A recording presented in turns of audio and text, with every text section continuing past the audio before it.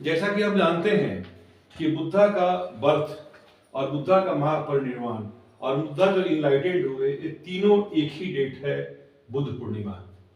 तो ये तीन घटनाएं गौतम बुद्धा का जो है, एकमात्र उनका घर से बाहर निकलना, जो अल्टीमेट रियलिटी है, इसलिए जो घर से बाहर निकले, इसको महाअभिनिष्क्रमण कहा जाता है, वो हुआ था आषाढ़ पूर्णिमा को। लेकिन और जो तीन घटनाएं हैं, बुद्धा का जन्म, बुद्धा का महापरिनिर्वाण और बुद्धा का इनलाइटेंड होना, मतलब संबोधि ज्ञान, इसका संबंध जो है सो बुद्ध पूर्णिमा से है। तो बुद्धा का जो महापरिनिर्वाण हुआ वो वैशाख पूर्णिमा को हुआ और 80 इयर्स के एज में, 483 में।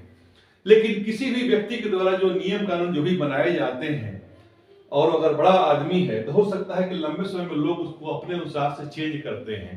तो जब बुद्धा का जब महापरिनिर्वाण हो गया, अपना शरीर जब त्याग दिए, तो लोगों को ये लगा, जो भी उनके फॉलोअर्स थे उनको ये लगा कि अगर इसको हम लोग कंपाइल नहीं करेंगे तो फिर फ्यूचर में लोग अपने अनुसार इसको डिफाइन करेंगे और फिर इसमें पूरी बातें बिखर जाएगी, क्योंकि कोई आदमी कुछ कहेगा, कोई कुछ कहेगा और इसको लेकर के समस्या होगी। तो वैशाख पूर्णिमा को बुद्धा महापरिनिर्वाण को प्राप्त हुए थे, शरीर को त्यागे थे, और उनके संस्कार करने के बाद से 1 महीने का समय लग गया उनके अस्थि अवशेष के डिस्ट्रीब्यूशन में। तो ज्येष्ठ हो गया और 1 महीना लग गया जहां की फर्स्ट काउंसिल हुआ था, जो कि बुद्धा के बताए गए जो भी नियम कानून उपदेश संबंधी जो भी बातें थे, उसको एक खास जगह पर राजगीर में पहुंचना था, जिसके मुख्य रूप से पैटर्न थे अजात शत्रु, जो मगध के किंग थे, जो बिंबिसार के अजात शत्रु थे। तो उन्होंने अपने जगह प्रोवाइड किया वहां सप्तकर्णी गुफा में, राजगीर में। तो वहां पर इन लोग पहुंचने में 1 मंथ का समय लग गया और श्रावण मास में फर्स्ट काउंसिल शुरू हुआ। और उस काउंसिल के जो प्रेसिडेंट थे वो महाकश्यपा थे, और उसमें 2 आदमी ने मुख्य रूप से कंट्रीब्यूट किया। एक तो आनंद हुए और दूसरा उपाली हुए। तो आनंद तो उनके परिवार से ही थे। तो बुद्धा के जो भी उपदेश संबंधी बातें थी, जैसे कि मान ली 4 आर्य सत्य की बातें हो गई, ये उनका बुद्धा के उपदेश की बातें थी। 4 आर्य सत्य में उन्होंने बताया था कि संसार में दुख है, दुख का कारण है, और दुख के कारण उन्होंने बताया था कि क्या है, कि डिजायर ही दुख का कारण है। डिजायर के चलते ही हम लोग का रीबर्थ होता है। और ये जीवन में जो प्रतिष्ठ समुत्पाद में बताया गया है, थ्योरी ऑफ डिपेंडेंट ओरिजिनेशन में, कि अविद्या के चलते हम लोगों में मेंटल इंप्रेशन होता है। अविद्या संस्कार, संस्कार ही मेंटल इंप्रेशन है। और देन 8 की कड़ी है कि विज्ञान, नाम रूप, षडायतन, स्पर्श, वेदना, तृष्णा, उपादान, भव।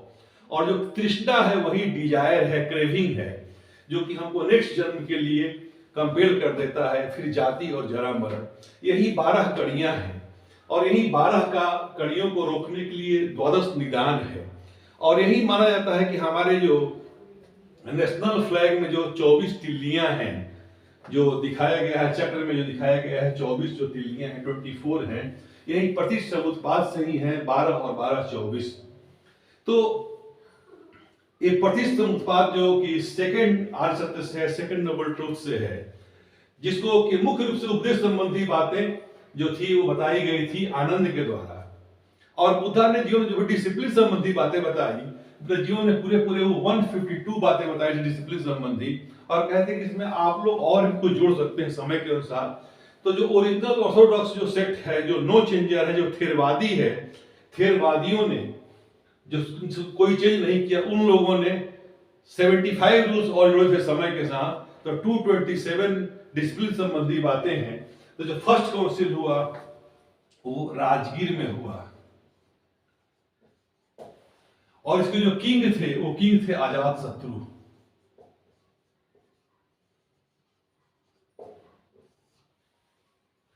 और ये जो इसी में विनय संबंधी बातें आई, डिसिप्लिन संबंधी बातें कंपाइल किया गया, और सूत संबंधी, सूत पीटक।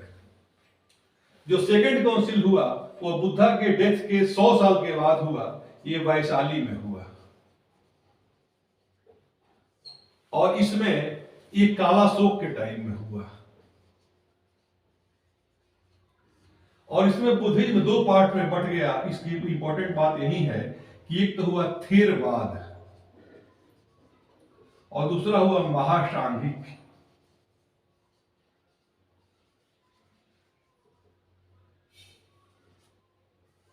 ये थेरवाद और महासांघिक का मतलब कि ये नो चेंजर है, ये प्रो चेंजर है। 10 बिंदुओं पर विवाद हुआ, गाय के सींग में नमक रखना है कि नहीं रखना है, आज का जमाया हुआ दही खाना है कि नहीं खाना है, इसी ढंग से कुछ चीज जमा करना है भविष्य के लिए नहीं करना है, इन्हीं बिंदुओं पर विवाद हुआ। तो थेरवादियों ने कहा कि नहीं ऐसा नहीं करना है। तो अवंती के लोग थे थेरवाद वाले, वहां के जो भिक्षु थे, और जो पूर्वी प्रदेश के लोग थे वो लोग महासांघिक हुए। ये मेजर ग्रुप था महासांघिकों का। तो इसके जो प्रेसिडेंट थे पहला काउंसिल के वो महाकश्यपा थे, और सेकंड काउंसिल के प्रेसिडेंट जो थे वो आचार्य सर्वकामी हुए, मुख्य रूप से माना जाए तो। क्योंकि दो पार्ट में बट गया तो इसमें भी दो आदमी का नाम आ जाएगा, लेकिन तभी महाकश्यपा फर्स्ट काउंसिल का, सेकंड काउंसिल का सर्वकामी। फिर देखिएगा कि जो थर्ड काउंसिल हुआ था वह पाटलिपुत्र में हुआ।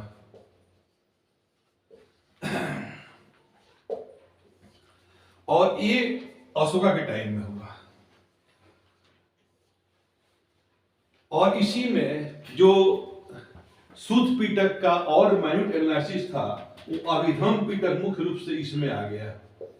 और अभिधम पिटक का जो एक मुख्य टेक्स्ट था अभिधम पिटक का, जिसका नाम था कथावत्थु,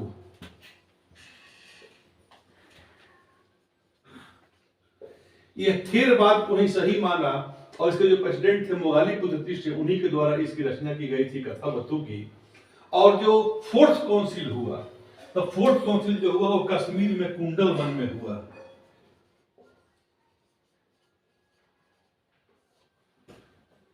और ये कनिष्क के टाइम में हुआ।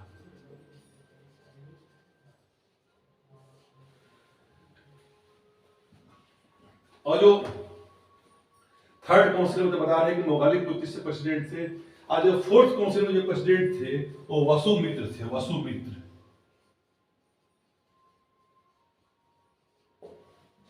और इसी के वाइस प्रेसिडेंट थे अश्वघोष थे। कनिष्क के बारे में जब हम पढ़ते हैं तो कनिष्क पाटलिपुत्र पर भी आक्रमण किया था, और पाटलिपुत्र पर आक्रमण करने के पीछे उसका दो ही मकसद था कि उस समय के बहुत बड़े जो बुद्धिस्ट थे उनका नाम था अश्वघोष। तो एक तो अश्वघोष को यहाँ से ले जाने के लिए, और दूसरा जो बुद्ध का जो भिक्षा पात्र था, जो कटोरा था, वो वैशाली में था। तो वैशाली से कनिष्क ने ले गया यहाँ से, ये वैशाली पर हमला करके ले गया था बुद्ध का कटोरा, और अश्वघोष को ले गया था। तो वही अश्वघोष ही वाइस प्रेसिडेंट थे फोर्थ काउंसिल के।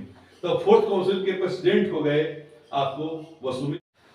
तो इस रूप में हम देखते हैं कि जो चारों काउंसिल हुआ तो ऑल फोर काउंसिल के जो प्रेसिडेंट हुए, सो पहले काउंसिल के महाकश्यपा हुए, सेकंड काउंसिल के सर्वकामी हो गए, थर्ड काउंसिल के मोगालीपुत्र हो गए, और फोर्थ काउंसिल के वसुमित्र हो गए।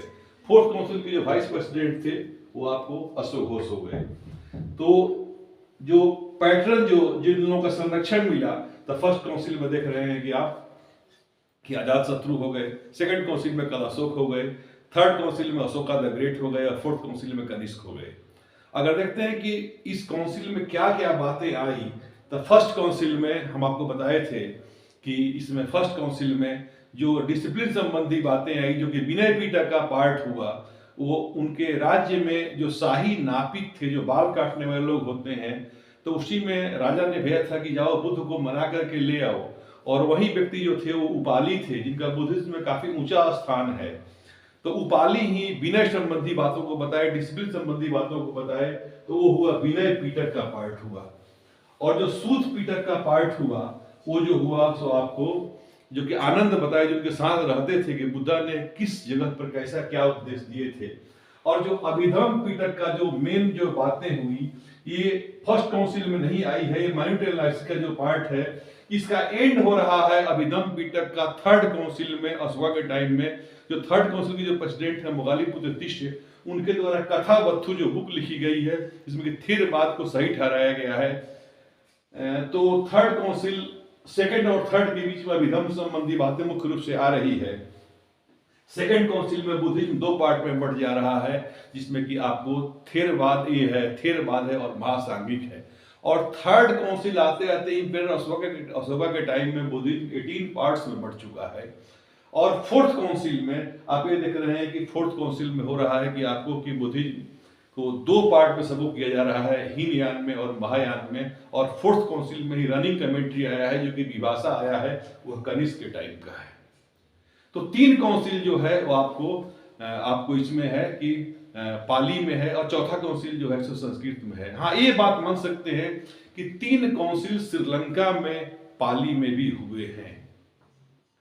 तो 3 काउंसिल, श्रीलंका की जो बुद्धिस्ट टेक्स्ट है वो है महावंश है और दीपवंश है। इंडिया में जो कैनोनिकल टेक्स्ट है वह विनय पिटक, सूत पिटक और विदम पिटक है। श्रीलंका में जो है सो पोस्ट कैनोनिकल में माने जाते हैं महावंश को और दीपवंश को। और एक्स्ट्रा कैनोनिकल में जो टेक्स्ट है वो है मिलिंद पह्य है, नेति प्रकरण है और पेटकोपदेश है। तो मिलिंद पह्य में ही जो उस समय का जो किंग है, जो मिनांडर है, मिनांडर भिक्षु नागसेन से कहता है कि आप आत्मा को नहीं मानते हो और कहते हो कि पुनर्जन्म होता है या कैसे होता है। तो वही कहता है कि एक दीपक से दूसरे दीपक को जलाते हैं, इसमें कहीं कुछ जाता नहीं है, लेकिन दूसरा दीपक जल जाता है।